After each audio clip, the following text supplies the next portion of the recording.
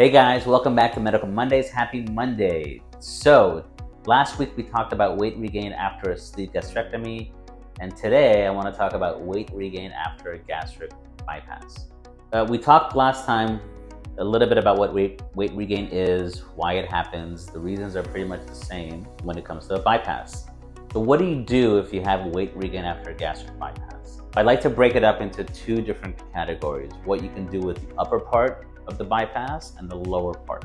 So with the upper part, depending on what the studies show, if your gastric pouch is significantly dilated, or if the gastrojejunectomy is significantly enlarged, you can go back and resize the pouch and the anastomosis. The endoscopic versions of doing this, the results are not good. Surgical options of doing this are good at 1 and 3 years. We don't have great results at 5 years, so it's hard to tell how sustainable that part of the operation is. I can tell you that patients definitely can get a jump start though when they do that part of the operation. Second part is to do what's called a distalization. So distalizing your small bowel bypass. The question becomes how much to bypass. So there was a really good study done by my colleagues at UCSF Fresno, Calvin Higa, that looked at a few different ways of doing a distalization.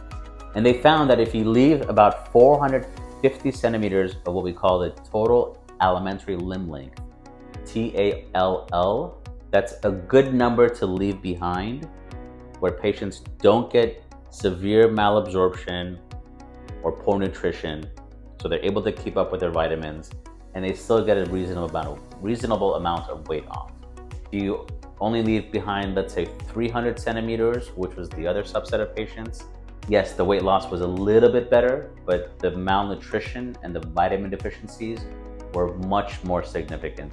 So to summarize, you can do either revise the pouch and the gastrojejunectomy, the connection between the stomach and the intestine up high, and or you can do it in combination, and or you can distalize your small bowel bypass so that there's less time for the food and the enzymes to mix together, which means less absorption, which means less calories being absorbed.